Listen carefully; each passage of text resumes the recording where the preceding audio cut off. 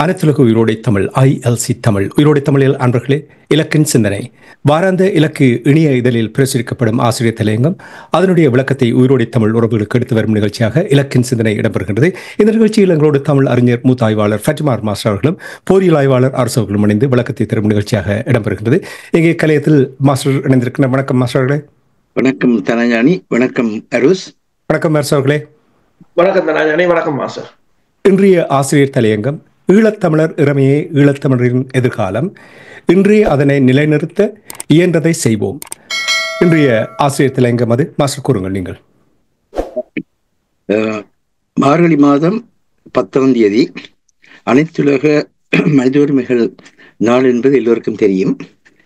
இந்த ஆண்டு எங்கள் உரிமைகளே எங்கள் எதிர்காலம், இன்றே அதனை நிலைநிறுத்துவோம், our rights our future right now என்ற செயற்பாட்டு அழைப்பு இந்த அனைத்துலக மனித உரிமைகள் நாளுக்கான மைய கருவாக முன்வைக்கப்பட்டிருக்கிறது.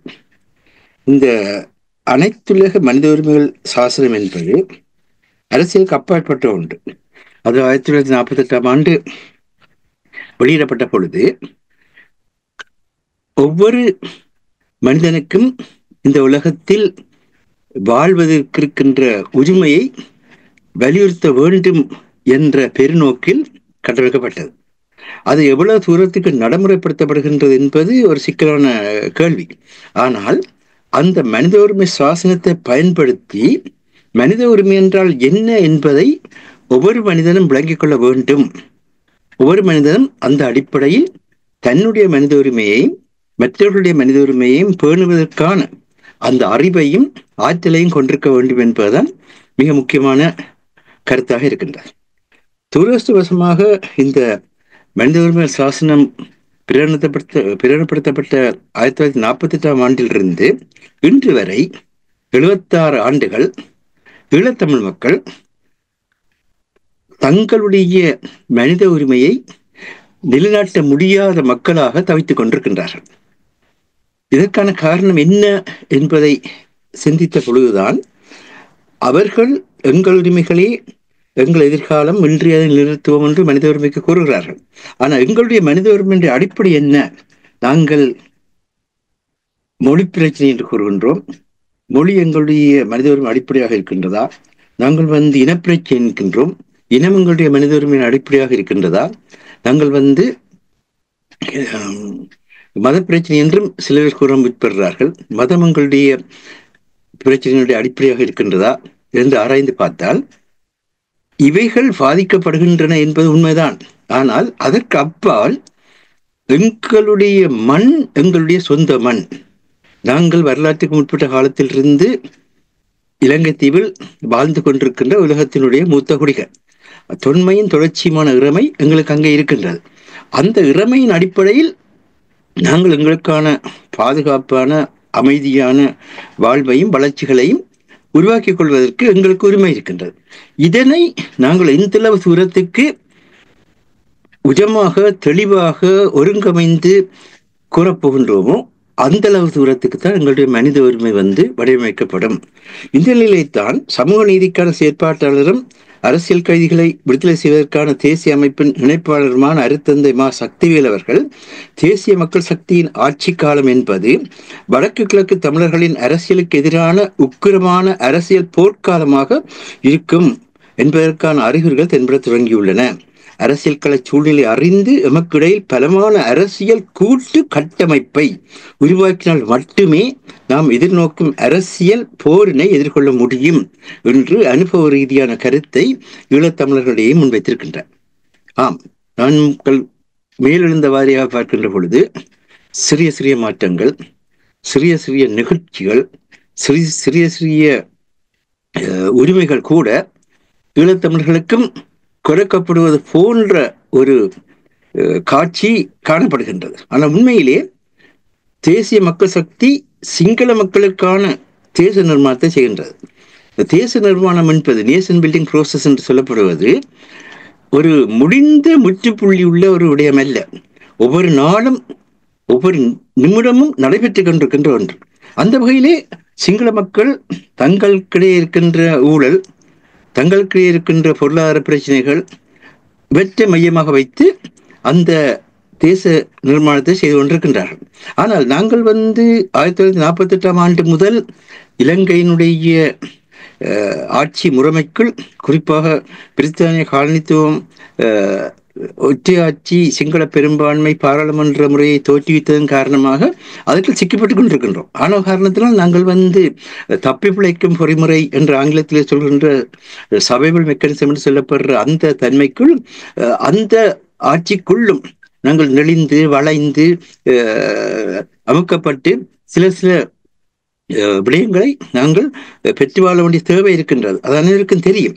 அது செய்வதில் கூட தவறில்லை. ஆனால் அது நடைபெறுகின்ற அதே நேரத்தில் எங்களுக்குள் ஒரு உறுதி இருக்க வேண்டும். இது எங்களுடைய மண், எங்களுடைய இந்த மண்ணின் மேலான இறமைதான் ஈழத்தமிழரின் எதிர்காலத்துக்கான அடிப்படை தளமாக இருக்கின்றது. அதனை நாங்கள் ஒவ்வொரு நாளும் இன்றே இயன்ற செய்வோம் என்கின்ற அடிப்படையில் நாங்கள் செயற்படுகின்ற பொழுதுதான் அதற்கான ஒரு ஒளிமயமான எதிர்காலத்தை உருவாக்க முடியும். ஆகவே இது இப்பொழுது ஒவ்வொரு தனி மனிதனுடைய பொறுப்பாகவும் இருக்கின்றது. தனி மனிதர்கள் ஒன்று சேர்ந்து அமைக்கப்படுகின்ற கட்சிகளின் பொறுப்பாகவும் இருக்கின்றது. மக்களுக்காக குரல் கொடுக்கின்ற அமைப்புகளின் பொறுப்பாகவும் இருக்கின்றது. இந்த வகையில் நாங்கள் செயற்படுகின்றோமா? இந்த கேள்வியைத்தான் இந்த வாரத்திலே நாங்கள் முன்வைக்க விரும்புகின்றோம். ஏனென்று சொன்னால், நீங்கள் அனுரகுமார திசாநாயக்கா அவர்களுடைய ஆட்சி ஏற்பட்டதன் பின்னர் நீங்கள் பார்ப்பீர்களாயிருந்தால், அவர்கள் எந்தளவு தூரத்துக்கு அனைத்துலக முறைமைகளுக்குள்ளும் தங்களை அமைத்துக் கொள்கின்றார்கள், பிராந்திய முறைமைகளுக்குள்ளும் தங்களை அமைத்துக் கொள்கின்றார்கள், ஆசிய முறைமைகளுக்குள்ளும் தங்களை அமைத்துக் கொள்கின்றார்கள். அப்படி அமைத்துக் கொள்வதன் மூலம் தங்களுடைய உணர்ச்சிகரமான முன்னைய சிந்தனைகளில் இருந்தும், அந்த உணர்ச்சிகர அடிப்படையிலே அவர்கள் பேசுகின்ற செயற்பட்ட விதங்களில் இருந்தும் எவ்வளவு தூரத்துக்கு ஒரு அடக்கமான ஒடுக்கமான முறையில் செயற்பட்டுக் கொண்டிருக்கின்றார்கள் என்பதை பார்க்கலாம். இதுதான் மிக முக்கியமான விடயம். எப்பொழுதும் உணர்ச்சிகரமாக பேசலாம். நிறைவேற்ற முடியாத பல விடயங்களை நாங்கள் கனவாகவே கூறி கனவாகவே அதை போக விட்டுறலாம். ஆனால் எடுத்து பார்த்தீர்களா இருந்தால், இப்பொழுது அமெரிக்காவுடைய முக்கியமான ராஜதந்திரிகளாக இருந்தாலும் சரி, அமெரிக்காவினுடைய அமைச்சர்கள் மட்டத்தில் இருந்தாலும் சரி, இலங்கையில் நிற்கின்றார்கள். சுவிட்சர்லாந்திலிருந்து சென்று அங்கே நிற்கின்றார்கள். கொரியாவின் அங்கு சென்று நிற்கின்றது. கடந்த வாரத்தை திரும்பி பார்த்தீங்கன்னா இவர்கள் அங்கே இருப்பதை பார்க்கிறோம். அதே நேரத்திலே இவர்களுக்கு கொரியாவை தவிர அமெரிக்காவை பொறுத்த மட்டிலும், சுவிட்சர்லாந்தை பொறுத்த மட்டிலும் ஈழத்தமிழர்களுடைய சார்பாக என்று கூறாவிட்டாலும் கூட நல்லிணக்கவும் பொறுப்பு கூறலும் இருக்க வேண்டும் என்ற பின்னணியிலே எங்களுடைய பிரச்சனைக்கான ஒரு தீர்வையும் கொண்டு வர வேண்டும் என்கின்ற முறையில் அழுத்தங்கள் கொடுக்கப்படுவதையும் பார்க்கிறோம். அவ்விதமாக இருந்தால் நாங்கள் சிறுபான்மை என்கின்ற அடிப்படையிலே பார்க்கப்படுகின்றோம், அந்த வகையிலே பேசப்படுகின்றோம். இப்பொழுது அதுவும் மாறி 3 வருடத்துக்கு பின்னர் கட்டமைக்கப்பட இருக்கின்ற புதிய அரசியலமைப்பில் நாங்கள் சமூகம், வடக்கு கிழக்கு வாழ் சமூகம் என்கின்ற அடிப்படையிலே மொழித்துவ இனத்துவ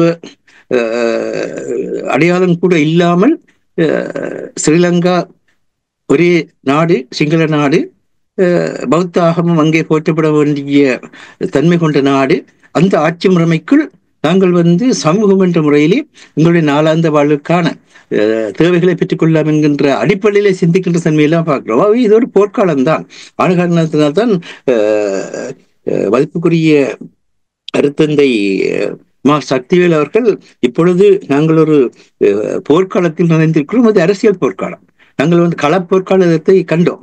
களப்போர்க்காலத்தின் அடிப்படையிலேயே நாங்கள் இன்றும் சிந்திக்க முற்படுகின்றோம். ஆனால் களப்போர்க்காலத்தை தாண்டி இப்பொழுது அரசியல் போர்க்காலத்துக்கு செல்கின்ற பொழுது அங்கு வந்து ஜனநாயகம் முக்கியத்துவப்படுத்தப்படுகின்றது. இன்றைக்கு எதிர்கட்சி தலைவர் சஜித் பிரேமதாசாவை சந்தித்த அமெரிக்க தூதுக்குழு எல்லா மக்களுடைய குரலுக்கும் பங்களிப்பு அளிக்கப்பட வேண்டும் என்று அவர்களை ஊக்குவிக்கின்றது.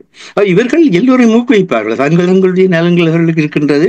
அதே நேரத்திலே வந்து பொதுப்படையாக உலக முறைமைக்குள் இந்த ஜனநாயகம், நல்லாட்சி, மனித உரிமை பேணல் என்பனவற்றை வலியுறுத்தக்கூடிய முடியாது செயற்படுவார்கள். அப்ப இருக்கின்ற இந்த தன்மைகளையும் ஐக்கிய கட்டமைப்புகளையும் நாங்கள்தான் எங்களுடைய சேவைக்கேற்ப பயன்படுத்தப்பட வேண்டும். அதற்கான அறிவுத்திறம் இருக்கின்றதா? நீங்கள் பார்த்தீங்கன்னா அந்த அனுரகுமாரோடைய ஆட்சி வந்ததற்கு பின்பு எவ்வளவு மாநாடுகள் வந்து இலங்கைக்குள் நடத்தப்பட்டிருக்கின்றது என்பதை திரும்பி பார்க்கின்றோம். எவ்வளவு அறிவுஜீவிகள் எல்லாம் ஒன்றிணைக்கப்படுகின்றார்கள். எல்லா கட்சியிலும் இருக்கின்ற, எல்லா நிலையிலும் இருக்கின்றவர்கள் எல்லாம் இணைக்கப்படுகின்றார்கள். அவர்கள் ஐக்கிய கட்சியா ஸ்ரீலங்கா சொந்த கட்சியா என்றெல்லாம் அவர்கள் பார்க்கவில்லை. அவர்களே அழித்தொழித்தவர்களை கூட அவர்கள் வந்து இந்த இடத்திலே வந்து உள்ளே கொண்டு வந்து அவர்களுடைய எண்ணங்களையும் அவர்களுடைய கருத்துக்களையும் கூட நினைத்துக் கொண்டு சொல்லி பார்க்கின்றோம். இதுதான் இன்றைக்கு வந்து 3/2 அறுதி பெரும்பான்மையை தேசிய மக்கள் சக்தி பெற்றிருக்கிறது என்று சொன்னால் அவர்கள் கிராமங்களில் பணியாற்றியதும் எல்லோரையும் உள்வாங்கி விருப்பருக்கு அப்பால் பெற்ற முறையில் அதனை சிந்தித்து தங்களுடைய சிங்கள தேசம், தங்களுடைய பௌத்த மதம் என்பனவற்றை நிறுவக்கூடியவர்களாக அவர்கள் மாறுகின்றவர்கள். அவர்கள் இடதுசாரி சிந்தனைகள் இருந்து கூட வலுகின்றார்கள். ஒரு புது மாதிரியான ஒரு கலப்பு, அதாவது வலதுசாரித்துவம் இடதுசாரித்துவம் கலந்த ஒரு, நாங்கள் இந்த ரிச் கேக்குன்னு சொல்லி நாங்கள் இந்த கிறிஸ்துமஸ் காலத்தில் வந்து எல்லா பழங்களையும் போட்டு சாப்பிடுற கேக் மாதிரியான நிலையில் தான் இந்த அரசியலை கொண்டு போடுறது. அது காலத்தின் தேவையா இருக்கிறது. காலத்தினுடைய நிலைமையை உணர்ந்து அவ்வாறு செயல்படுவது வரவேற்க வேண்டும். இப்ப நீங்கள் கூறிய விடயங்கள் மாஸ்டர், நீங்களே இந்த வானொலியில் எத்தனையோ தலைவர்கள் கூறியிருக்கிறீர்கள், அறிவுள்ளவர்கள் திட்டங்களை உருவாக்கி செயல்பட வேண்டும் என்று சொல்லி. அனுரகுமார திசாநாயக்கம் அவருடைய கூட்டு கட்சிகளும் செய்ததை நாங்கள் எல்லோரும் பெருசாக பேசிக் கொண்டிருக்கிறோம். அதுல எனக்கு பிரச்சனை இல்லை. ஆனால் இந்த விடயங்கள் எங்களுடைய தரப்புக்கு தெரிந்தும் அந்த தரப்பு ஏன் செயல்படுத்த முடியாமல் இருக்கிறது காரணம் என்ன? அதுக்கு உண்மையிலே வந்து போர்க்கலையில் தன்னுடைய சிந்தனையை வந்து ஆழமாக செலுத்தி கொண்டிருக்கின்ற அருஸ்தனுக்கான பதிலை கூறுவார். ஏனென்றால் இந்த போர்க்கலையில் ஒரு தந்திரோபாயம் என்னவென்றால், தனக்கு எல்லாவற்றையும் வந்து உள்வாங்கி அடுத்தவனுக்கு இருப்பது எல்லாவற்றையும் இல்லாம பண்றது. அது ஒரு போர்க்கலை. சரி, அதனை சிங்கள மக்கள் செய்கின்றார்கள். அவர்கள் என்றால் பிரித்தானிய காலத்து அரசாங்கம் அவர்களுக்கு கொடுத்த அந்த சந்தர்ப்பத்தை, நீ இலங்கை முழுவதற்குமான அரசு கொடுத்த சந்தர்ப்பத்தை பயன்படுத்துவதற்காக செய்கின்றார். நாங்கள் எங்களுடைய மக்களுடைய சமகால பிரச்சனைகளை பற்றி யாருமே திரும்பி பார்ப்பதில்லை. ஆனால் அதை விட்டு 50 கேட்கப்பட்டது, கிட்டத்தட்ட 1936ஆம் ஆண்டில் கேட்கப்பட்டது. சமஷ்டி கேட்கப்பட்டது 1960களிலே கேட்கப்பட்டது. 1936ஆம் ஆண்டிலும் 1960ஆம் ஆண்டிலும் கேட்கப்பட்டவற்றை பற்றி பேசிக் கொண்டிருக்கிறோமே தவிர அதற்கு பின்பு ஒரு நீண்ட வரலாறு வந்தது. அந்த வரலாற்றிலே வந்து ஒரு நடைமுறை அரசியை நாங்கள் 31 ஆண்டுகள் நடாத்தி உலகத்துக்கு ஒரு தீவுக்குள் 2 அரசு என்பதை கூட நிரூபித்து காட்டினோம்.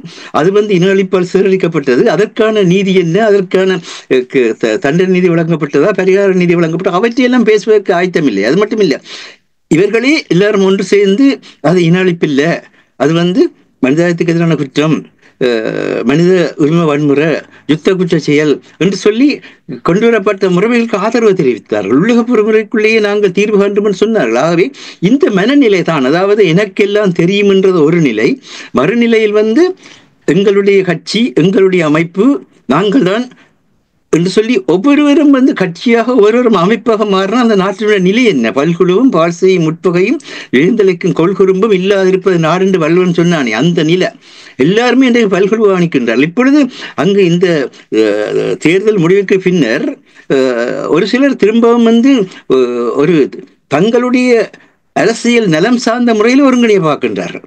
அந்த ஒருங்கிணைய பார்க்கின்ற அந்த நிலையில் மக்களுடைய கருத்துக்கள் அங்கு உள்வாங்கப்பட்டு மக்கள் இணைக்கவில்லை. மக்களுடைய இன்றைக்கு உலகத்திலேயே சிவில் சமூகங்கள் தான் உலகத்தை வந்து கட்டமைத்துக் கொண்டிருக்கின்றது. எங்கு பார்த்தாலும் சிவில் சமூகங்களுக்கு ஊடாகத்தான் உலகத்தினுடைய வளர்ச்சி இருப்பதை கண்ணால் பார்க்கின்றோம். எந்த ஒரு நாட்டிலும் கூட, எந்த ஒரு நாட்டுக்கு மேலே கூட அழுத்தங்களை வெளிப்படுது. இன்று கூட பிரித்தானியாவில் இவ்வளவு அறுதி பெரும்பான்மையோட வந்த லேபர் கட்சி கூட இந்த ஒரு குறிக்கப்பட்ட காலத்தில் தன்னுடைய செல்வாக்கு இழந்து கொண்டு போகின்றதுன்னு சொல்லி சிவில் சமூகங்கள் வந்து சுட்டிக்காட்டி அதனை மாற்றியமைக்க சொல்லி கேட்கின்றனர். ஆனால் சிவில் சமூகங்கள் இணைக்கின்ற தன்மை இல்லை. அனுரகுமார திசாநாயக்கா கடந்த வாரத்தில் ஊடகையிலாளர் எல்லாரையும் அழைத்து எல்லா ஊடகவியலாளரையும் அழைத்து அந்த ஊடகவியலாளருக்கு இடையில் தான் உட்கார்ந்திருந்து பேசியிருக்கிறார். என்ற ஊடகம் நாட்டினுடைய மிகப்பெரிய தேச உருவாக்க சக்தி வாய்ந்தது தெரியும். பிரதமர் அவர்கள் எல்லா கல்வியாளர்களையும் அழைத்து அவர்களுக்குள்ளே நாங்கள் முடிவெடுக்கும் செயற்பாடும் இந்த அறிவாக்க திறனும் ஒன்றிணையப்பட வேண்டும், கல்வி முறை மாற்றியமைக்கப்பட வேண்டும் பேசியிருக்கிறார். அவர்களுக்கு தெரிந்த அந்த விஷயம் தங்களை விட்டுக் கொடுத்து மக்களுக்காக வாழ்கின்றார்கள். நாங்கள் எங்களை பெரிதுபடுத்தி இந்த கட்சியாக இதை செய்தது, எந்த அமைப்பு தான் இதை செய்தது, நாங்கள் அங்கே வெட்டி விழுத்துகிறோம் என்று நிற்கின்ற அந்த ஆணவத்தன்மை, ஆணவத்தை பற்றி நிறையவே பண்பாட்டிலும் சமயத்திலும் பேசிக்கும். இந்த மாதம் மார்கழி மாதம் பண்பாட்டின் மாதம், திருவம்பாயம் திருப்பாவையும் பாடப்பட்டு கிறிஸ்துமஸும் கொண்டாடப்பட்டு சமூக நிலையிலே மக்கள் மகிழ்ச்சியாக இருக்கின்ற ஒரு காலம். இந்த காலத்தில் கூட அந்த நான் தான் எனது தான் என்ற அந்த தன்மையிலிருந்து வெளிவராமல் இருப்பதுதான் மிகப்பெரிய சிக்கலாக இருக்கின்றது. அதிலிருந்து கூட்டாக செயல்பட வேண்டும் என்ற அந்த மனநிலைக்கு அவர்கள் மாற வேண்டும். இது தனிப்பட்ட மனிதருடைய ஒரு விவகாரம் இல்லை, இது ஒட்டுமொத்த தமிழினத்தினுடைய விவகாரம். எனவே அந்த மனப்பான்மையில் மாற்றம் பெற வேண்டும் என்று கேட்டுக்கொண்டு நன்றி மாஸ்டர். மிகவும் தெளிவாக சிறப்பாக உங்களுடைய கருத்தை பதிவு செய்ததற்காக நன்றி. அரசு அவர்கள் உங்களிடம் வருகின்ற மாஸ்டருடைய கட்டுரையில் மாஸ்டர் கூறியது போல் கூட்டு கட்டமைப்பு முக்கியம் என்ற விடயங்களை வலியுறுத்தப்பட்டிருக்கின்றது. தனி மனிதர்களுடைய பொறுப்பு என்று மாஸ்டர் கூறியிருந்தார். இவ்வளவு விடயங்களையும் பார்க்கும் பொழுது குமார திசாநாயக்காவை ஏற்கனவே கூறியது போல் எல்லோரும் கூறுவது போல் சிறப்பாக அவர் தங்களுடைய கட்சியை கூட்டாக செயல்படுத்தி இருக்கிறார். அவ்வாறான ஒரு நிலைமையை ஏற்படுத்துவதற்கு என்னென்ன வழிமுறைகள் இருக்கின்றன, என்னென்ன உடனடி தேவைகள் இருக்கிறது தமிழ் தரப்பை பொறுத்த மட்டும்? தமிழ் தரப்பை பொறுத்த வரையில் இலங்கை அரசை விட எங்களுக்குத்தான் அதிக அளவான தேவைகள் இருக்கின்றன. ஏனென்றால் போர் முடிவடைந்த பின்னர் ஒரு இனத்தின் ஒரு தேசத்தின் கட்டுமானத்தில் நாங்கள் ஒருங்கிணைய வேண்டியவர்கள். முதலில் நாங்கள் ஒருங்கிணைந்திருக்க வேண்டும். சிங்களவர்களுக்கு முன்னுதாரணமாக நாங்கள் தான் இருந்திருக்க வேண்டும். ஆனால் இங்கு நடப்பது அது அவ்வாறானது அல்ல. இப்ப நீங்கள் பார்த்தீங்கன்னு சொன்னால், இப்ப இந்த மாகாண சபை தொடர்பாக பேசிய போது அவங்க இப்ப தமிழ் பத்திரிகையில் வந்த, அதாவது டில்வின் சில்வாவின் கருத்து தொடர்பாக பேசிய விளக்கம் அளிக்கின்ற போது சிங்கள பத்திரிகைகள், அதாவது ஜேவிபியின் தலைவராக டில்வின் சில்வாவையும் என்பிபியின் தலைவராக அனுரகுமார திசாநாயக்கா தான் போடுகிறார். 2 பந்திகள் என்று எழுதிவிட்டு ஜேவிபியின் தலைவரின் கருத்தும் என்பிபியின் தலைவரின் கருத்தும் என்றுதான் போடுகிறார். அவர்கள் என்னென்று சொன்னால், நீங்க பாத்தீங்கன்னா கிட்டத்தட்ட 21 கட்சிகள் இணைந்துதான் அந்த வெற்றியையும் பெற்றிருக்கிறார்கள். தமிழர் தரப்பை பொறுத்தவரையில் இணைவு என்பது அவரவர் சுய லாபத்துக்காக மேற்கொள்ளப்பட்டதே தவிர, சில உங்களுக்கு தெரியும் இந்த பொது வேட்பாளர் விடயத்தில் ஒரு ஏற்படுத்தப்பட்ட இணைவாக இருக்கலாம். அதன் பின்பும் சில கட்சிகள் 4 கட்சிகள் 5 கட்சிகள் என்று இணைந்ததாக இருக்கலாம். சரி, இந்த இணைவுகள் இணைந்து செயற்படுவது என்பது எப்போது சாத்தியமாகும் என்று சொன்னால், நீங்கள் மக்களுக்கான ஒரு இப்ப மாஸ்டர் சொன்ன மாதிரி நீங்கள் சமகால அரசியல் பிரச்சனைகளை ஆய்வு செய்யும் போதுதான் இது சாத்தியமாகும். சரி, இப்ப நாங்கள் அண்மையில் இதில் கலைத்திருந்தோம், அது ஒரு காரசாரமான விடயம். யாழ் பல்கலைக்கழகத்துக்கும் சீனாவுக்கும் இடையிலான முரண்பாடுகள், அதை ஊக்குவித்தது இந்தியா.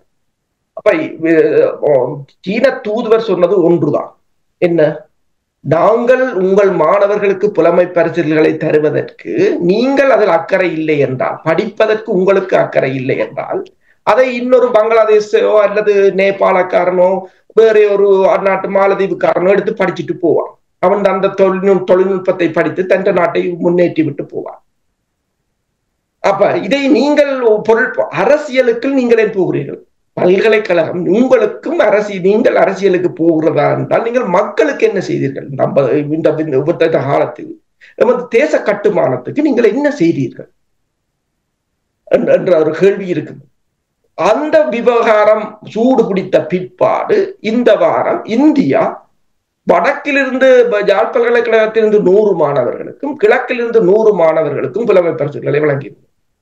இது தொடர்பாக ஒரு பீடாதிபதியோட கலைக்கும் போது அப்ப அவர் சொன்னது ஒன்றுதான், யாழ்ப்பாணத்தில் இருக்கிற இந்திய தூதரகம் எங்களை எதுவும் செய்ய விடுவதில்லை, ஒரு மறைமுகமான அழுத்தம் தருகிறது என்ற ஒரு பீடாதிபதி, ஒரு பீடத்தில் பீடாதிபதி கதைத்தார் என்னோட. அப்ப நான் கேட்டேன், சரி, எங்களுக்கு இப்போதைக்கு என்னென்றால் எங்களை மக்களோட வாழ்வாதாரம் எங்களுக்கான தொழில்நுட்பம், எங்கள் தேசத்தின் கட்டுமானம்.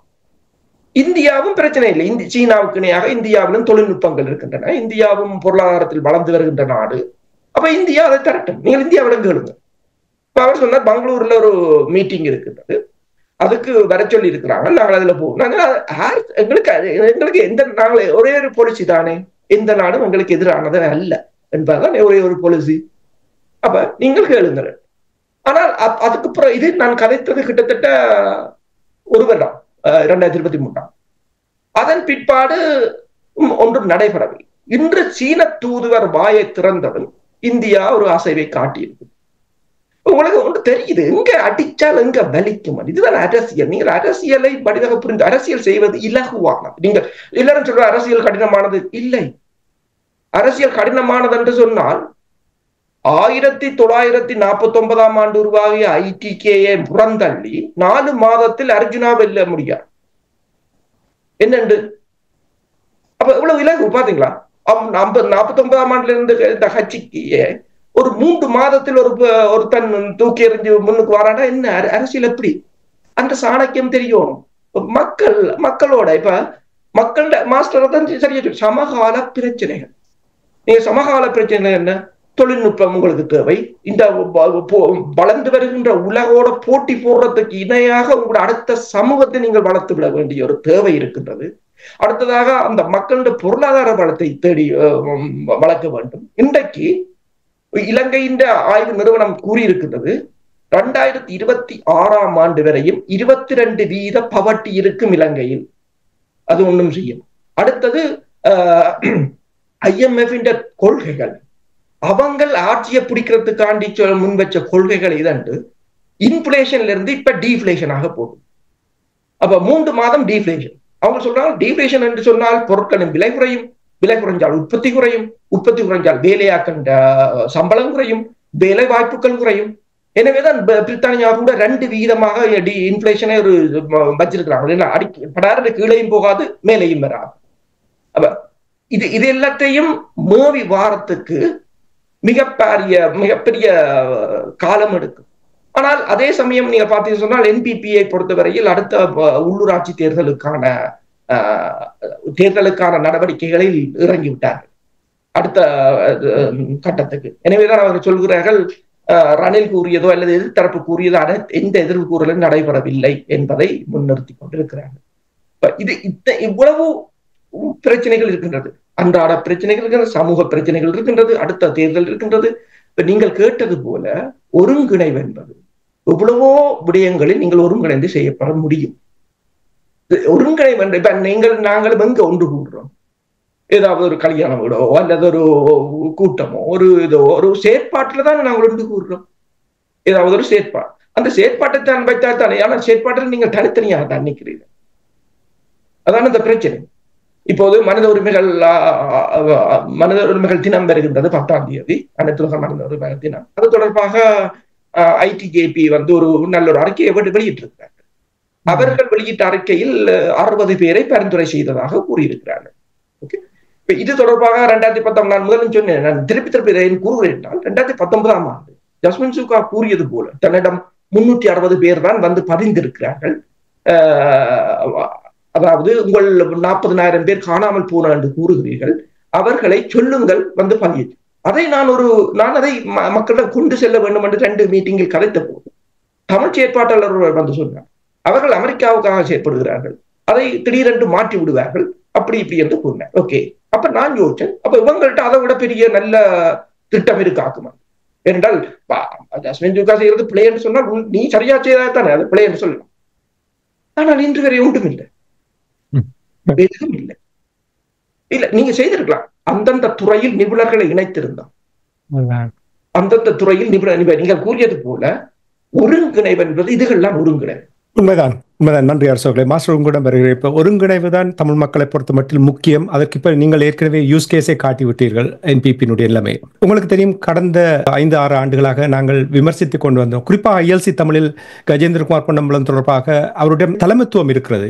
ஆனால் இதுவரையில் அந்த தலைமைத்துவத்தை வெளிப்படுத்தாத ஒரு விரக்தி தமிழ் மக்கள் மத்தியில் நான் அவதானித்திருக்கின்றேன். ஆனால் இந்த தேர்தலுக்கு பின்னர் ஒரு மாற்றம் வந்திருப்பது போல் தெரிகிறது. குறிப்பாக ஸ்ரீதரன் அவர்களை போய் கஜேந்திரகுமார் பொன்னம்பலம் அவர்கள் சந்தித்தது தொடர்பாகவும், இனி தமிழ் மக்கள் பேரவை உருவாக்கப்பட்ட பொழுது அதை உடைக்க வேண்டும் என்று உடைத்தார்கள். ஆனால் இப்பொழுது அதனூடாக நாங்கள் பயணிக்கலாம் என்ற விதத்தில் கூட பேசப்படுகிறது. ஒருங்கிணைந்து செயல்படுகிற தன்மையை காட்டினால் செயல்படுவார்களோ இல்லையோ எனக்கு தெரியவில்லை. ஆனால் அதுக்கிடையில் பொறுக்க முடியாமல் உடனடியாக தமிழரசு கட்சி அங்கே அனுரகுமார் திசாநாயக்காவை சந்தித்து விட்டார்கள். இனி கன்னி உரையெல்லாம் ஆற்றியிருக்கிறார்கள். அதில் அனுரகுமார் திசாநாயக்காவுடைய ஒரு நாடாளுமன்ற உறுப்பினர், அவர் அமைச்சராக இருக்கலாம் என்று நம்புகிறேன், நாங்கள் தமிழ் முஸ்லிம் மக்களோடு கேம் விளையாட வரவில்லை என்று இந்த நாடாளுமன்ற உறுப்பினர் கூறியிருக்கிறார். அது கூறும் பொழுது தமிழர்களுக்கு நடந்த படுகொலையாக இருக்கட்டும், படுகொலை என்று அவற்றையெல்லாம் தவிர்த்துக் கொள்வார்கள், நடந்த இன கலவரம் என்றுதான் அதை கூறியிருந்தார். 40 நடந்தது, 50. ஆனால் கன்வீனியன்ட்லி 83 அவர் சுட்டிக்காட்ட மறந்து போனார். நான் உடனடியாக எனக்கு ஞாபகம் வந்தது. ஏனென்றால் அதில் டில்வின் சில்வா அவர்கள் ஒரு படம் ஒன்று நீங்கள் எல்லோருமே பார்த்திருப்பீர்கள். அங்கே ஒரு தமிழ் இளம் பையன் ஒருவன் நிர்வாண அதில் நின்று கையை கட்டிக்கொண்டு சிரித்துக் கொண்டிருந்த அந்த காட்சியை எல்லோரும் பார்த்திருப்பார்கள். என்னுடைய கேள்வி என்னவென்றால், இப்ப அனுரகுமார் திசாநாயக்காவுக்கு நிச்சயமாக தெரியும் அந்த நாட்டில் தமிழ் மக்களுக்கு ஒரு தீர்வு தேவை, அரசியல் தீர்வு தேவை என்றதை அவர் உணர்ந்திருக்கிறார் என்றது தெரியும். ஆனால் அவர் சில வேளைகளில் நீங்கள் ஆரம்பத்தில் கூறியது போல் எல்லோரும் இலங்கையர்கள் என்று அப்படி கொண்டு வந்து ஒரு புதிய அரசியல் அமைப்பை உருவாக்கி அதுக்குள் மடக்கப் போகிறார். ஆனால் என்னுடைய கேள்வி என்னவென்றால், நீங்கள் சற்று முன்னதாக தொட்டு காட்டினீர்கள், தமிழ் மக்களை பொறுத்தமட்டில் தண்டனை நீதி, பரிகார நீதி இவை வழங்காமல் அந்த தீவில் தமிழ் மக்களுக்கு அரசியல் தீர்வு ஒன்றை பெற்றெடுக்க முடியும் என்று நீங்கள் நம்புகிறீர்கள்? அதற்கு அவர்கள் இணங்குவார்களா? நீங்கள் முக்கியமான விடயத்தை சுட்டிக்காட்டியிருக்கிறீர்கள். இன்று மட்டுமில்ல, 1986 ஆண்டிலிருந்து ஈழத்தமிழர்கள் மேல் இந்த இனஅழிப்பு நோக்கிலான, இனத்துடைப்பு நோக்கிலான, மற்றது பண்பாட்டு இனஅழிப்பு நோக்கிலான செயற்பாடு நடைபெறுகின்ற பொழுது இதுவரை எதற்கு நீதி வழங்கப்பட்டது? இன்றைய பிரச்சனை இருக்கட்டும், சரி, அதை யுத்தத்தினுடைய பிரச்சனை, யுத்தத்தினுடைய பின்னணியில் பார்க்க வேண்டும். யுத்தம் முடிஞ்சு போச்சு, எல்லாம் முடிஞ்சு போச்சுன்னு சொல்லி கோத்தபாய பாணியில பேசலாம். ஆனால் 1986 ஆண்டிலிருந்து இன்று வரைக்கும் என்ன செய்தீர்கள்? நீதிமன்றங்கள் எங்க சென்றது? சட்டத்தின் முன் எல்லோரும் சமம் என்கின்ற அடிப்படை தத்துவம் எங்க போனது? இதில் என்ன பிரச்சனை என்று சொன்னால், இப்பொழுது அரசவர்கள் கூறிய விடயம், அதாவது கொழும்பு பல்கலைக்கழகத்தை எடுங்கள். கொழும்பு பல்கலைக்கழகம் அதனுடைய, அல்லது கலனிய பல்கலைக்கழகத்தை எடுங்கள், அல்லது ருகுண பல்கலைக்கழகத்தை எடுங்கள், எந்த பல்கலைக்கழகத்தையும் எடுங்கள், சிங்கள பக்கத்தில் இருக்கின்ற பல்கலைக்கழகம் இல்லை பேராத பல்கலைக்கழகத்தையும் எடுங்கள். இந்த பல்கலைக்கழகங்கள் எல்லாம் என்ன செய்யறதுன்னு சொன்னால், தங்களுடைய மக்களுக்கான வாழ்வுக்கான, அரசியல் வாழ்வுக்கான, பொருளாதார வாழ்வுக்கான, சமூக வாழ்வுக்கான சட்டகங்களை, பிரேம்ஸை உருவாக்கி கொடுக்கின்றன. கடந்த வருடத்திலே பேரான பல்கலைக்கழகம் இனத்தை இந்த பௌத்த நாடு என்பதை வெளிப்படுத்தக்கூடிய முறையில் மகாவம்சத்தை அனைத்துலக பாரம்பரியமாக போற்றப்பட வேண்டும் என்று யுனெஸ்கோவோடு சேர்ந்து வேலை செய்து, யுனெஸ்கோ அங்கு சென்று இந்த மகாவம்சத்தை அனைத்துலக பாரம்பரியமாக போற்றி இருக்கிறது.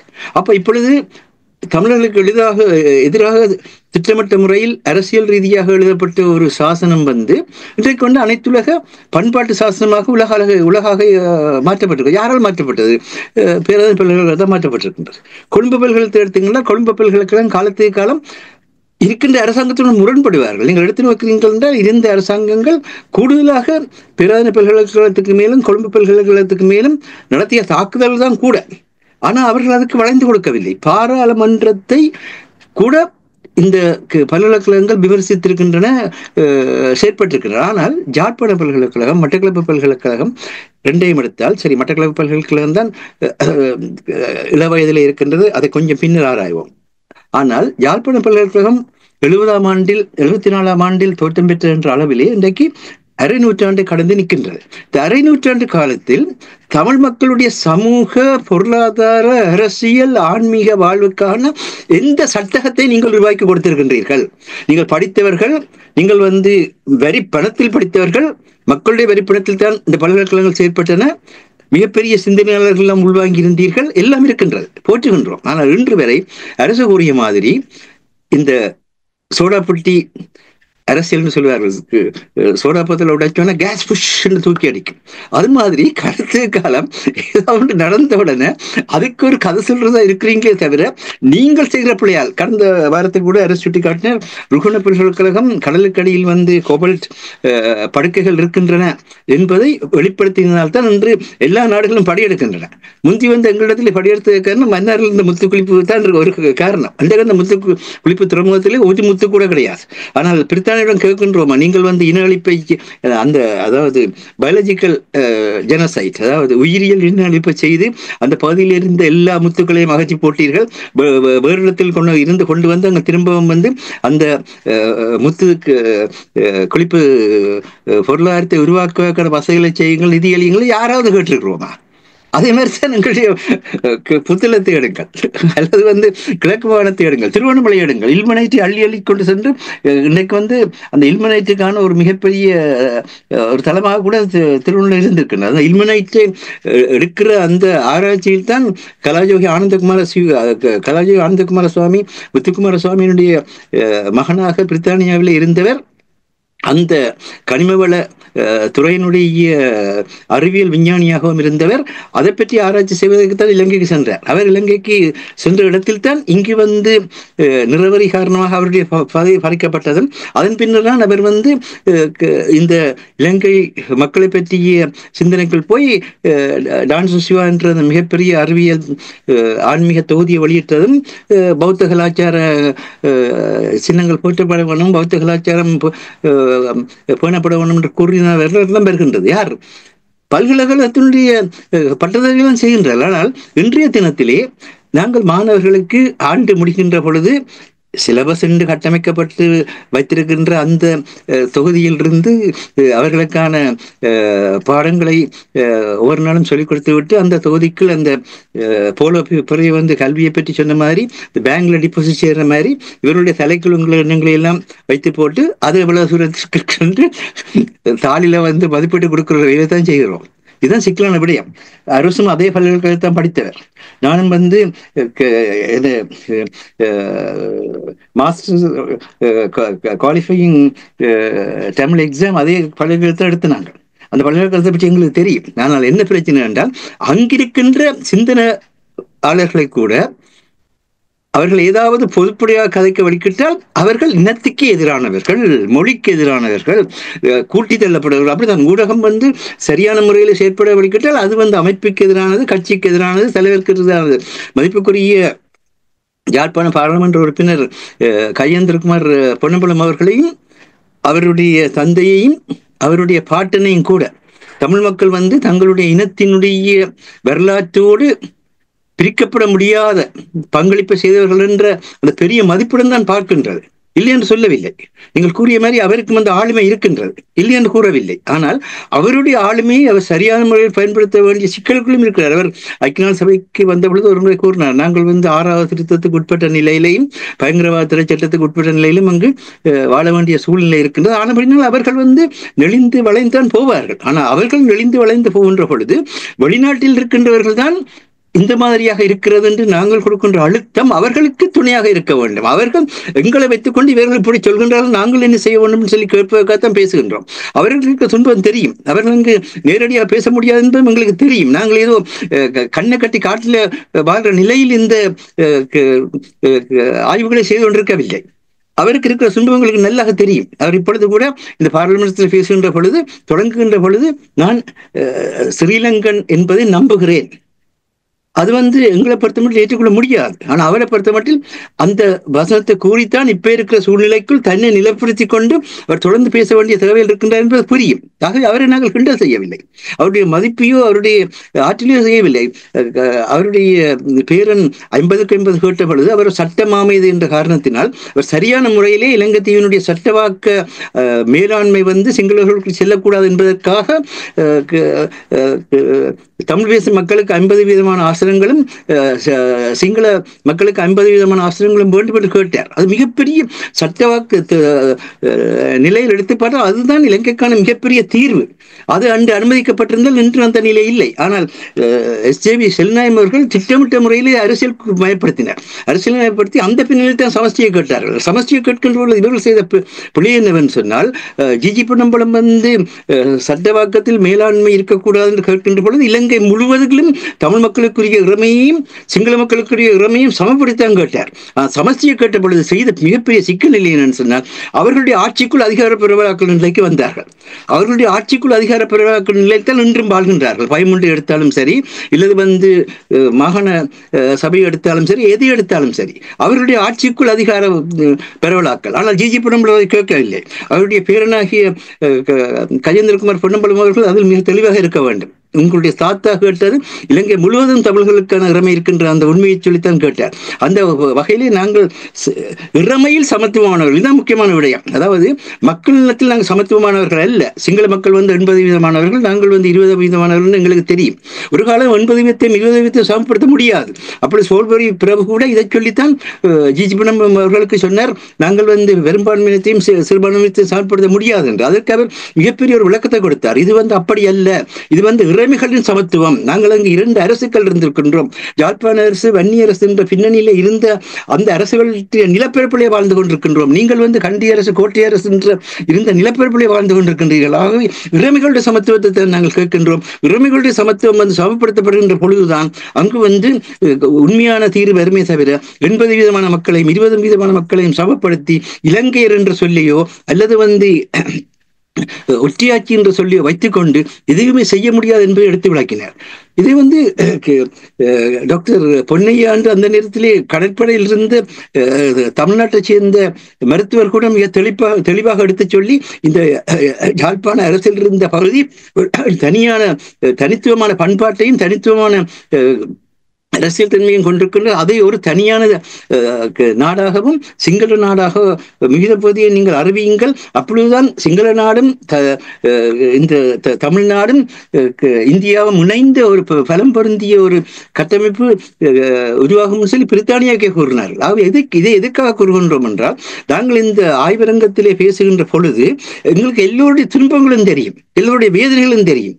என்றுமே நாங்கள் எந்த தகுதி உள்ளவரும் அங்கு இருக்க வேண்டும். எந்த தகுதி உண்டாலும் அர்ச்சனா பற்றி கூறுகின்ற பொழுது கூட அர்ச்சனாவிலே சில பல பலவீனங்கள் இருக்கலாம், அது வேறு விடயம். ஆனால் அவருக்குள் இந்த ஊழலை மாற்ற வேண்டும், ஒரு புதிய வகையிலே நாங்கள் ஒன்று செய்ய வேண்டும். அவரும் பேசுகின்ற பொழுது அந்த சிங்கள அரசாங்கம் என்றதை ஏற்றுக்கொண்டுதான் பேசுகின்றார். அவர்கள் வாழ்கின்ற சூழ்நிலை அப்படி இருக்கின்றது, அது எங்களுக்கு தெரியும். ஆனால் வெளிநாட்டில் இருந்து நாங்கள் எந்த அளவுக்கு உண்மைகளை பேசுகின்றோமோ, உலகத்துக்கு எந்த அளவு எடுத்துக் கூறுகின்றோமோ, அந்த வகையில் உலக அமைப்புகளும் உலக நாடுகளுக்கு கூடாகவும் இந்தியா கூடாகவும் தான் அந்த அழுத்தம் கொடுக்கப்பட வேண்டும்.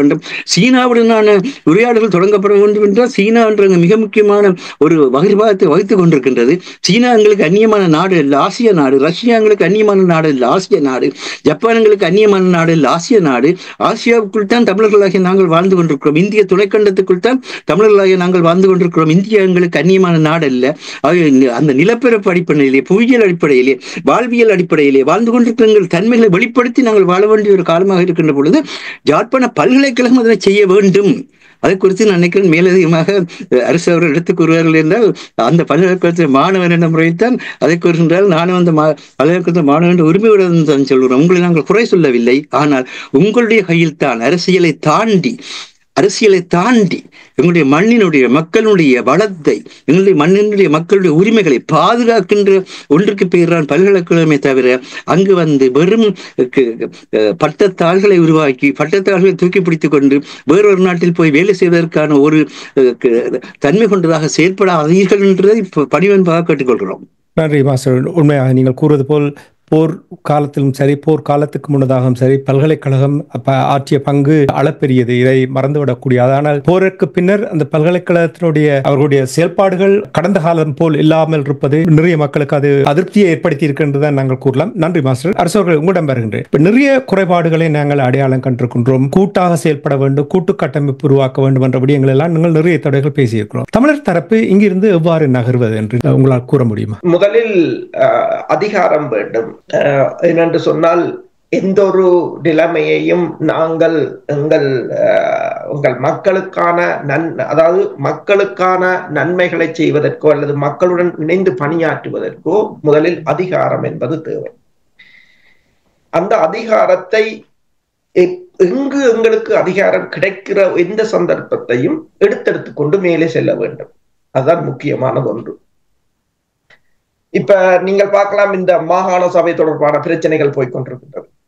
மாகாண சபை பிரச்சனை இப்ப இது டெய்லி மிரர் கூட வெளியிட்டிருக்கிறது. வீரேசரியில் வந்த கருத்தில் டில்வின் சில்வா என்ன சொன்னார், லண்டனில் இடம்பெற்ற மாநாட்டில் என்பிபியின் தலைவர் அனுரகுமார திசாநாயக்கா என்ன சொன்னார், அவர்கள் ரெண்டையும் வேறு ஆத்தான் போட்டிருக்கிறார்கள். 2 பந்திகள், என்பிபியின் கருத்து, ஏவிபியின் கருத்து.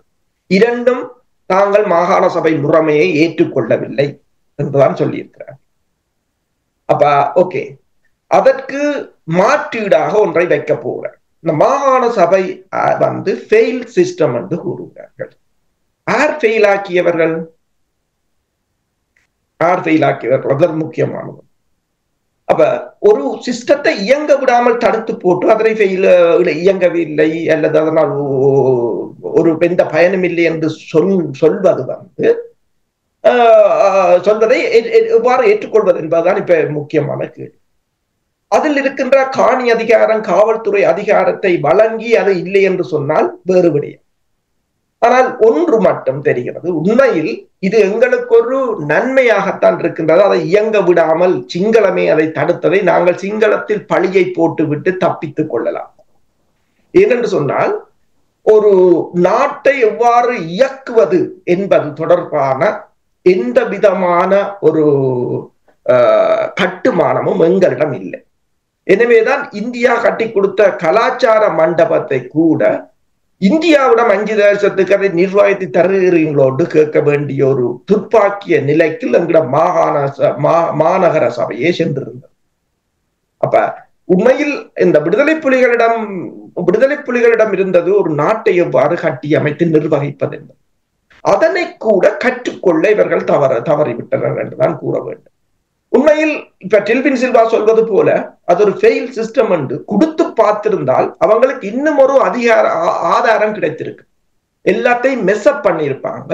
அப்பவே அவங்களுக்கு ஆதாரம் கிடையாது. அவங்க கொடுக்காமல் விட்டது இப்ப அவங்க மேல பழியை போட வேண்டிய ஒரு நிலைக்கு வந்து நீங்கள் நான் என்ன கூற வருகிறேன் என்று சொன்னால், இதில் நாங்கள் கூட்டாக இயங்குவதற்கு நீங்கள் முதலில் மக்கள், இப்ப மாசு சொன்ன மாதிரி சமகால பிரச்சனைகளுக்கு செல்லுங்கள். ஒவ்வொரு மக்களின் பிரச்சனைகளையும் நீங்கள் அரசியல் கட்சிகள் என்பது நாங்கள் கூறுவது போல உங்களுக்கு சம்பளம் தந்து, யார்கிட்ட சம்பளம், மக்களின் சம்பளத்தை வாங்கி கொண்டு நீங்கள் நாடாளுமன்றத்துக்கு போகிறீர்கள். இப்ப பள்ளிக்கூடம் போற மாதிரி 8 மணிக்கு போய் 4 மணிக்கு வாரீங்களாண்டா? இல்லை.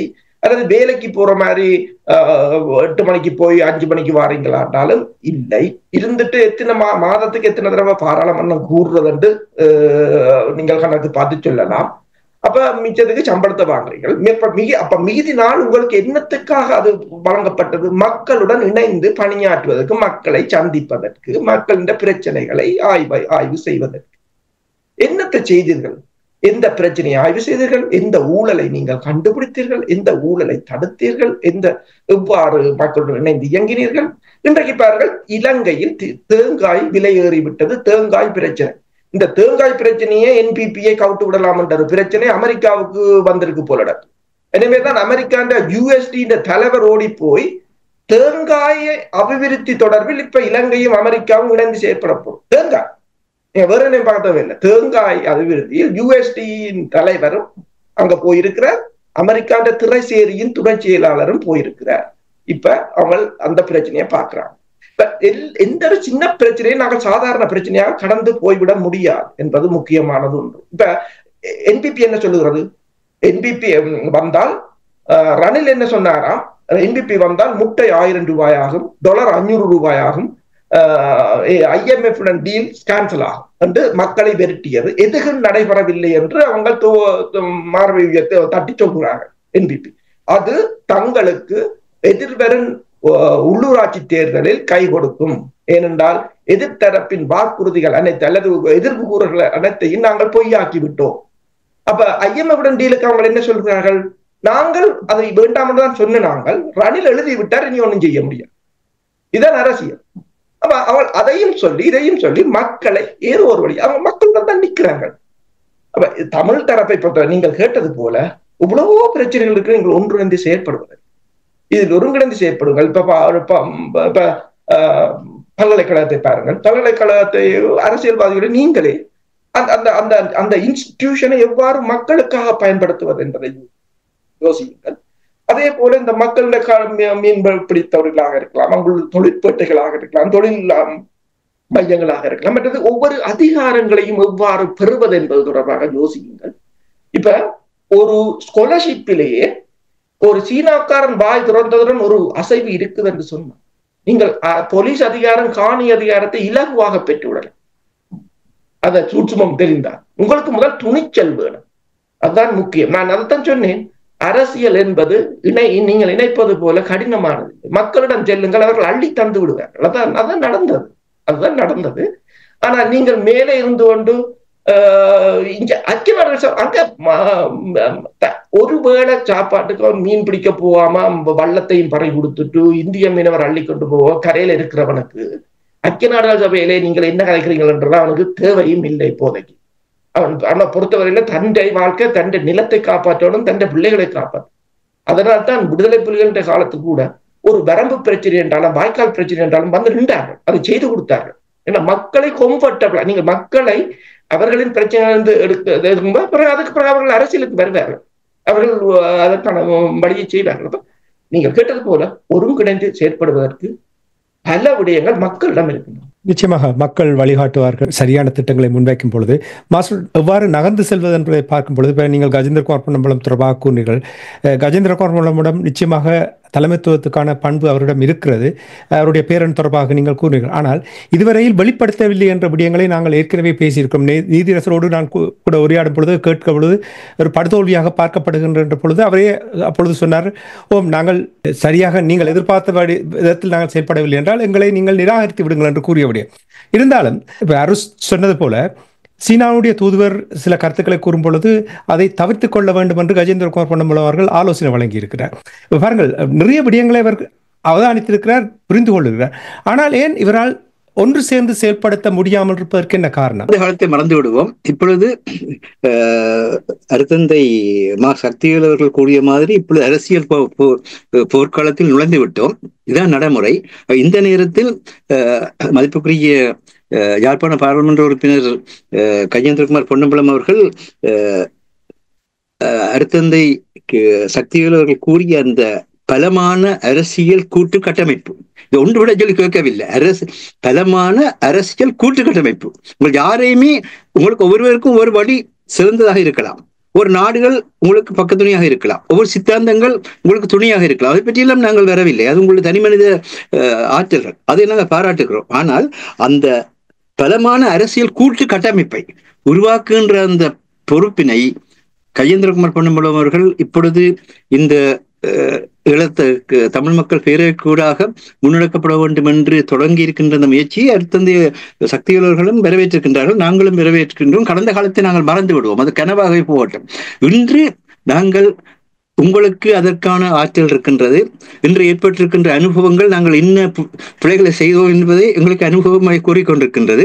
அவை அதை தவிர்த்து நாங்கள் இன்றைய காலத்தை பலமான ஒரு கட்டமைப்பாக நீங்கள் உருவாக்குகின்ற பொழுது அதனுடன் சேர்ந்து எல்லோரும் நினைக்கின்ற பொழுது இதுக்குள் யார் தலைவர் என்ற போட்டிகள் வராதீர்கள், மக்கள் தான் தலைவர்கள். இப்பொழுது அருள் கூறிய மாதிரி தேசிய தலைவர்களுடைய மிகப்பெரிய ஆற்றல் என்னவென்று சொன்னால் மக்களிடம் சென்றார், மக்கள் அள்ளி கொடுத்தார்கள். எப்பொழுதும் இயக்கத்தை சேர்ந்தவர்கள் ஒவ்வொரு வீட்டுக்கும் போய் அங்கு வந்து வீட்டுக்குள் மறைந்திருந்து சாப்பிட்ட காலத்தில் தான் இயக்கம் வளர்ந்தது.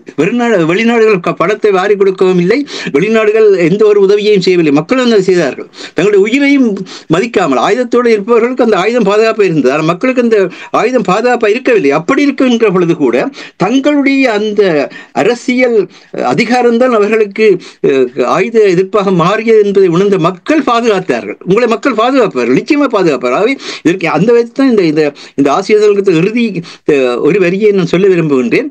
எங்களுடைய போராட்டம் மனித உரிமை போராட்டம். எங்களுக்கு வாழ முடியாமல் எங்களுடைய சொந்த மண்ணிலே நாங்கள் எங்களுடைய தன்னாட்சி உரிமையை இழந்து தவிக்கின்ற போராட்டம். அது பிரித்தாலே காலனித்துவத்தால் ஏற்படுத்தப்பட்டது என்பதும் தெரியும். ஆனவரினால்தான் காலனித்துவத்தால் தீர்க்கப்பட முடியாத அனைத்துலக பிரச்சனையாக இருக்கிறது என்று மதிப்புக்குரிய கஜேந்திரகுமார் பொன்னம்பலம் அவர்கள் கடந்த ஆண்டு ஜனவரி மாதத்திலே ஐக்கிய நாடு சபையுடைய மனித உரிமை அமர்வில் கூட பேரவையுடைய அமர்வில் கூட கூறினார். ஆகவே ஐக்கிய நாடு சபையை கொண்டு அதை செயற்படுத்துவதற்கான வல்லமையும் எங்களுடைய தலைவர்களுக்கு இருக்கின்றது. நாங்கள் ஒருங்கிணைந்தோம் சொன்னால் அதனை செய்யலாம். ஆகவே வாருங்கள், துறந்த நிலையில் பேசுவோம், எல்லாரையும் கட்டமைப்போம். பல்கலைக்கழகம் தனக்குரிய அந்த தன்மானத்துடன், எந்த இனம் தன்மானத்துக்காக தன்னுடைய உயிரையும் பணயம் வைத்து போராடி 1,76,000 மக்களுக்கு மேல் தங்களுடைய உயிரால் அந்த இனத்தினுடைய தன்மானத்தை முத்திரையிட்டார்களோ அந்த இனத்தினுடைய பல்கலைக்கழகம் என்கின்ற அந்த உரிமையுடன் தலை நிமிர்ந்து செல்லுங்கள். எல்லா நாடுகளும் அரவணைக்கப்பட வேண்டும். இன்றைக்கு தேங்காய் வைத்து அரசியல் செய்கின்ற உண்மைதான். இந்த போன முறை கோத்தபாய ராஜபக்ச உரத்தை பற்றிய சில மாற்றங்களை செய்த பொழுது உரத்தை வச்சுத்தானே கவுத்தார்கள். இன்றைக்கு தேங்காய் வச்சு கேட்பார்கள். இருந்தால் வல்லவனுக்கு புல்லும் ஆயுதம். ஆனபடியால் இன்று ஒன்று மட்டும் தெரியும், யாருமே தமிழ் மக்களுக்கு சார்பாக அங்கு செயற்படவில்லை, அவர்களுடைய நலன்களுக்கு சார்பாக செயற்படுகிறார்கள். அனுரகுமார திசுநாயக்கா கூட தமிழர்களுக்கு எதுவுமே செய்ய முடியாது, அவரை அனுமதிக்க மாட்டார்கள். அவர் தன் நலம் சார்ந்தும் செயற்படுகிறார். ஆனால் அதனை நாங்கள் எங்களுடைய அமுக்க குழுக்களுக்கு கூடாக ஒழுங்குபடுத்தி அவர்களை அசையாதபடி செய்து அதன் மூலமாக நாங்கள் பெற வேண்டுமே தவிர, அதுதான் ஜனநாயகமே தவிர அந்த பிரஷர் குரூப்ஸ் இன்னைக்கு மகாசங்கத்தினர் பிரஷர் குரூப்பா இருக்கிறார்கள். என்னென்றாலும் மகாசங்கத்திற்கு போக முடியுதா? அந்த மகாசங்கம் எத்தனை பேர் மகாசங்கத்தில் இருக்கிறார்கள். ஆனால் மகாசங்கம் இல்லாமல் இன்றைக்கு இலங்கையில் எதுவுமே செய்ய முடியாது என்று எல்லாருக்கும் தெரியும். எல்லா வெளிநாட்டுக்காரரும் கூட போய் அவர்களுடன் பேசத்தான் செய்கிறார். அது மாதிரி தமிழ் மக்களுக்குள் பலமான அரசியல் கட்டமைப்பை உருவாக்குங்கள். கடந்த காலத்தை மறப்போம். எதிர்வருங்காலத்தில் இந்த 3 வருஷத்துக்குள் நாங்கள் எப்படித்தான் செயற்பட போகின்றோமோ அந்த வகையில் தான் இந்த புதிய அரசியலமைப்பு வரும். அந்த புதிய அரசியலமைப்பை நாங்கள் எந்த அளவுக்கு தமிழர்களுக்கு சாதகமானதாக மாற்ற முடியுமோ அந்த அளவுக்கு மாற்ற வேண்டும் எங்களுடைய கருத்தாக இருக்கின்றது. நன்றி மாஸ்டர். சிறிய ஒரு மாற்றம் வந்திருப்பதை அவதானிக்கக்கூடிய இருக்கிறேன். அந்த மாற்றம் சிறிய மாற்றம் பெரிய ஒரு மாற்றமாக வர வேண்டும். நீங்களும் அரசர்கள் கூறியது போல், அருட்தந்தை கூறியது போல் கூட்டு கட்டமைப்பு உருவாக்க வேண்டும். நாங்கள் சொல்வதை தான் நீங்கள் கேட்க வேண்டும், எங்களுக்கு பின்னால் தான் நீங்கள் வாருங்கள் என்ற அந்த அவற்றை விட்டுவிட்டு நாங்கள் கூட்டாக செயல்பட வேண்டும் என்ற அந்த நாமத்தை உச்சரியுங்கள். அந்த மக்களுக்காக இன்னும் கிராமங்கள் குக்கிராமங்களில் வாடிக்கொண்டிருக்கின்ற மக்கள், ஏற்கனவே டில்வின் சில்வா போன்றவர்கள் அந்த பகுதிக்கு சென்று அவற்றை காட்டி தமிழ் மக்களுடைய பிரச்சனை பொருளாதார பிரச்சனை இனப்பிரச்சனை இல்லை என்ற விதத்தில் அவர் கருத்துக்களை கூறியதையும் நாங்கள் அறிந்திருக்கின்றோம். இந்த நேரத்தில் இன்னொரு விடயம், அகில இலங்கை தமிழ் காங்கிரசுக்கு 80வது ஆண்டு. தயவு செய்து அகில இலங்கை தமிழ் காங்கிரசுடைய வளர்ச்சி பற்றிய ஒரு ஆய்வினை வெளியிடுங்கள். அந்த ஆய்வு உங்களுக்கு பல உண்மைகளையும் பல வழிகாட்டுகளையும் செய்யும். நன்றி மாஸ்டர். இன்றைய இலக்கின் சிந்தனை நிகழ்ச்சியை நாங்கள் இத்தோடு நிறைவு கொண்டு வருகின்றோம். சந்தர்ப்பங்கள் தொடர்ந்து வந்தே கொண்டேதான் இருக்க போகின்றது. அந்த சந்தர்ப்பத்தை எவ்வாறு பயன்படுத்த போகின்றோம் என்பது ஒவ்வொருவருடைய கையில் இருக்கின்றது, எங்களுடைய பொறுப்பு என்பதையும் கூறிக்கொண்டு இன்றைய இலக்கின் சிந்தனை நிகழ்ச்சியில் கலந்து சிறப்பித்த தமிழறிஞர் மூத்த ஆய்வாளர் ஃபட்டிமா மாஸ்டர் அவர்களுக்கும் போரியல் ஆய்வாளர் அரசு அவர்களுக்கும் நன்றியை கூறிக்கொண்டு தனாஞானி இந்த நிகழ்ச்சியை நிறைவு கொண்டு வருகின்றேன். நன்றி, வணக்கம் மாஸ்டர். நன்றி, வணக்கம் அரசு அவர்களே.